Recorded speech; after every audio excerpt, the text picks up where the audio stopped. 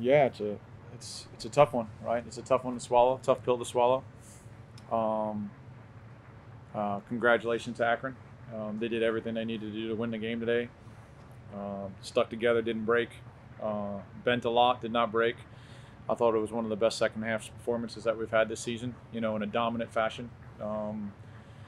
This game is a game of mistakes in a lot of ways, and we made a couple defensively and leaked the goal, and then we had to chase it. And you know, let's be fair, is we chased it. We got outfouled 19-6 in the first half, um, and the guys just kept playing. I mean, it's you outshoot a good Akron team 9-2, and from we talked about it in these tight games, it's very difficult to generate goal scoring opportunities, and I thought our guys did that today. And you know something, uh, all year long those chances were going in. Maybe just a little bit tight in front of goal.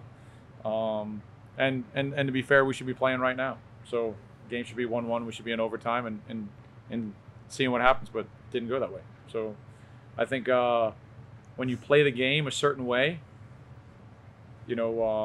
everybody on the field needs to be, up to that pace of the game. And I think we play the game maybe a little bit faster than the people that make major decisions. So it's no one's fault. It is what it is. I apologize to these guys for me getting sent off late. It's not who I want them to be, and I think the emotion gets the most of you. Um, these seniors and what they've done for me personally and my family, this program. I wanted more for them. I wanted more for this group, but it's a tough pill to swallow right now.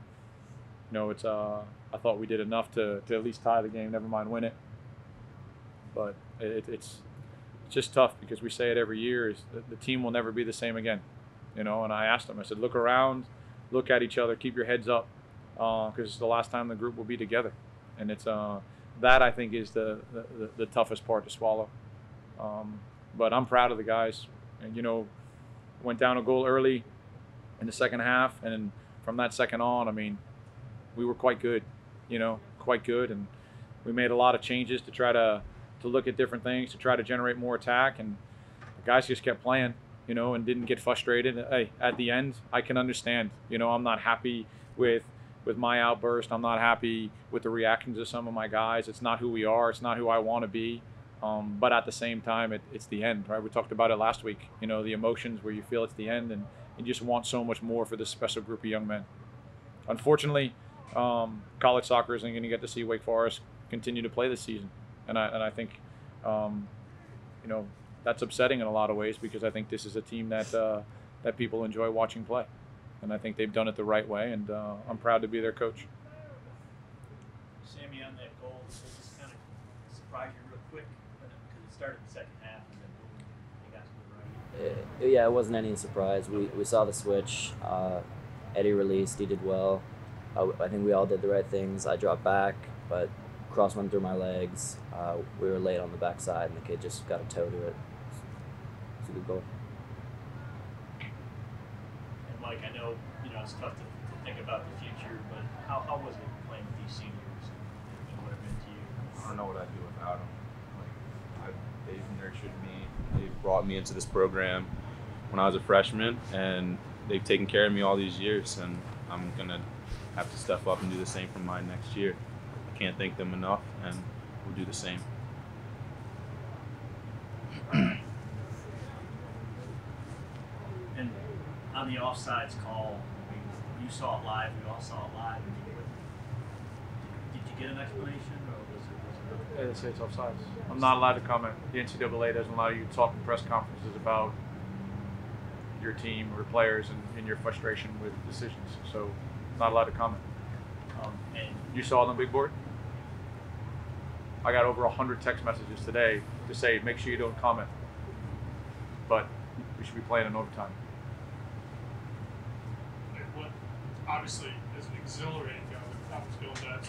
At what point did you realize that it was being wiped off and that everything changed? As soon as he caught up with the play and put his flag up.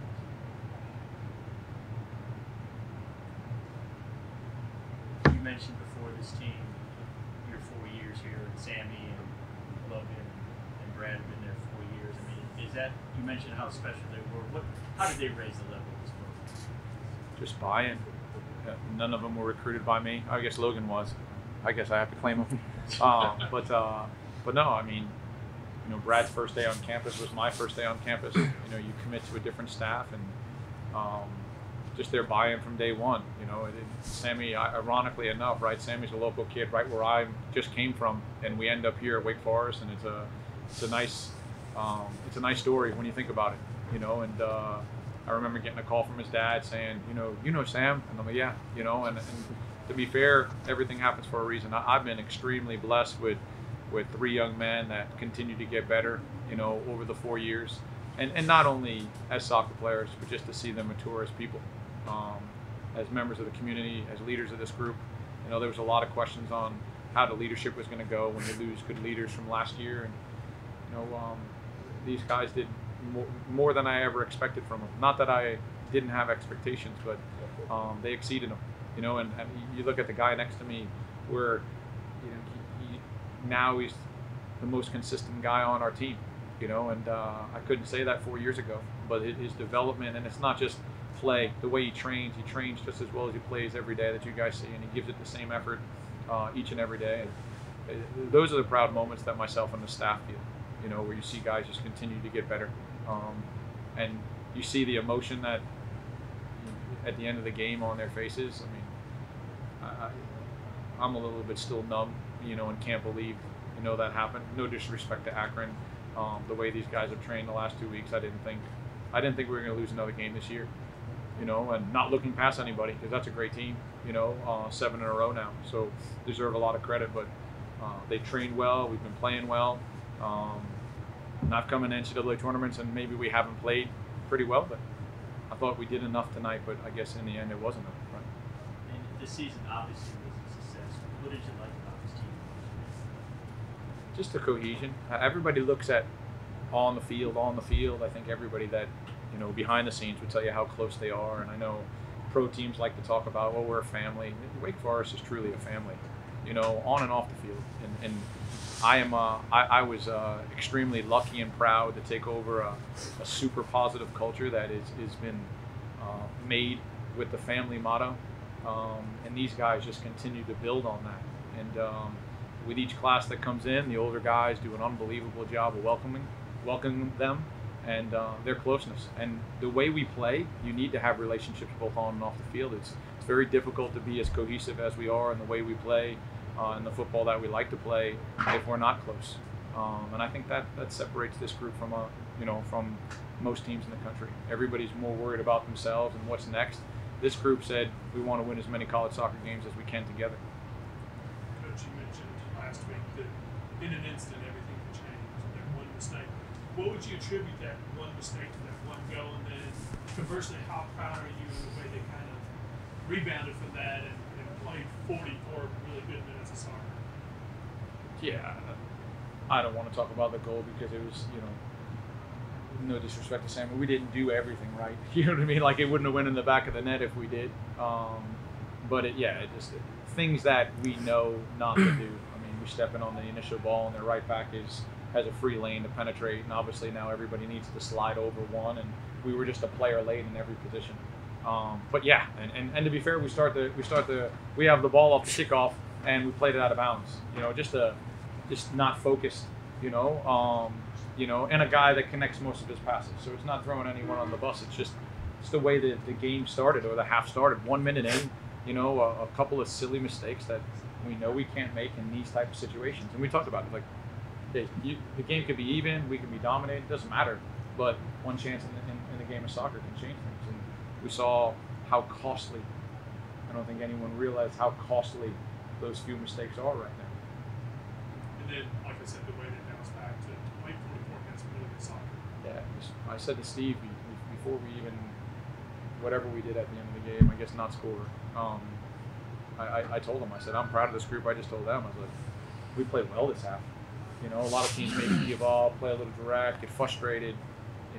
Anyone that came in, the guys on the bench, no one was pouty or moody that they weren't on, and we made some changes and took some guys off that were playing well, but just for different tactical reasons, to try to push the game. And they played to the final whistle. and I couldn't. And like I said, how can you not be proud of that? And Mike, you obviously be around. What's the future look like for you guys? It's got to look good because you guys got a lot of basketball. Yeah, man, as long as we keep playing Wake Forest soccer, we're going to be doing as good as we do every year. I believe that truly. Everyone buys in. We keep doing the same thing. The next man steps up. That's how it is. That's how it always has been. Sammy, what do you miss the most? Just the guys. I mean, the next level, as Coach said, is not the same. I mean, our family is just super tight. Cohesion's unreal. So, just the staff, the guys, the facility, everything. It's unlike any other college soccer program.